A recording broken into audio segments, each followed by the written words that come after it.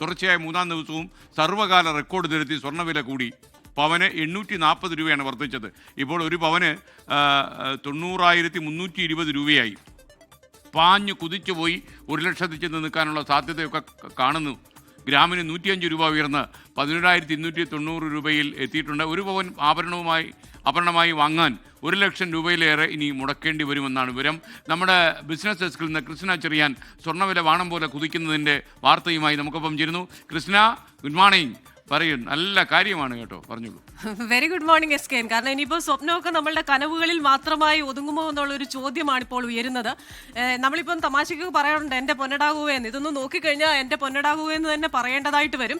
നമ്മൾ ഈ ഗ്രാഫ് ഒന്ന് നോക്കിക്കഴിഞ്ഞു കഴിഞ്ഞാൽ ഈ മാസം 1-ാം തീയതി 87,000 രൂപയായിരുന്നു സ്വർണത്തിൻ്റെ വില. അത് കഴിഞ്ഞ് 2-ാം തീയതി 2 തവണ കൂടി, അത് 87,500 മുകളിൽ എത്തുന്നു.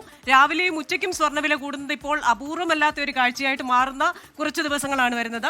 അതിനുശേഷം 3-ാം തീയതി ഒരു ഇറക്കം, ലാഭമെടുപ്പ് കൂടിയതുകൊണ്ട് വീണ്ടും 4-ാം തീയതി കൂടുന്നു, 5-ാം തീയതി കൂടുന്നു, 6-ാം തീയതി കൂടുന്നു, 7-ാം തീയതി കൂടുന്നു. ഇന്നങ്ങനെ 90,320 രൂപയിൽ എത്തിയിരിക്കുകയാണ്. 840 രൂപയാണ് ഇന്ന് പവന് കൂടിയത്. ഇനി നമ്മൾ ഒരു വർഷത്തെ ഡിഫറൻസ് എടുത്തു കഴിഞ്ഞാൽ കഴിഞ്ഞ വർഷം ഇതേ ദിവസം ഒക്ടോബർ 8-ാം തീയതി 56,800 രൂപയായിരുന്നു സ്വർണത്തിന്റെ വില. ഒരു പവന് ഒരു വർഷം കൊണ്ട് കൂടിയത് 33,520 രൂപയാണ്. ഇനി ഈ മാസം വെറും 8 ദിവസം കൊണ്ട് കൂടിയത് പവന് 3,320 രൂപയാണ്. 3% GSTയും അതുപോലെ തന്നെ ഒരു 10% പണിക്കൂലിയും കൊടുത്തിട്ട് ഒരു പവന്റെ ഒരു ആഭരണം, ഒരു വളയോ മാലയോ എന്തെങ്കിലും ഒരു പവൻ ഇന്ന് എടുക്കണമെന്നുണ്ടെങ്കിൽ 1,02,336 രൂപ കൊടുക്കേണ്ടതായിട്ട് വരും.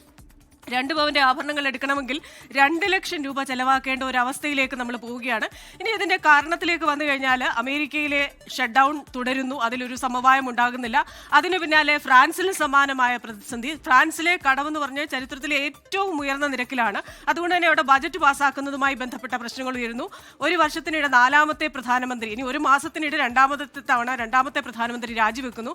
അവിടെയും പ്രശ്നങ്ങളാണ്. അങ്ങനെ ആഗോള പ്രശ്നങ്ങൾ വരുമ്പോൾ സാമ്പത്തിക കാര്യങ്ങളിൽ അവബോധമുള്ളവർ, നിക്ഷേപകർ, അവരിതിലൊരു ആശങ്ക കണ്ടെത്തുകയും സ്വർണം സുരക്ഷിതമാണെന്നുള്ള നിലയിൽ സ്വർണത്തിൽ നിക്ഷേപിക്കുകയും ചെയ്തു. മാത്രമല്ല കേന്ദ്ര ബാങ്കുകളും സ്വർണത്തിൽ കൂടുതലായി നിക്ഷേപിക്കുന്നുണ്ട്. ഇതൊക്കെയാണ് സ്വർണ്ണവിലയെ പിടിച്ചുയർത്തുന്നത്. ബാങ്ക് ഓഫ് അമേരിക്ക പറയുന്നത് ഈ ഡിസംബറോടുകൂടി 1 ലക്ഷം രൂപ പവൻ എന്ന് പറയുന്ന നിലയിലേക്ക് സ്വർണം പോകും എന്നാണ് SKN.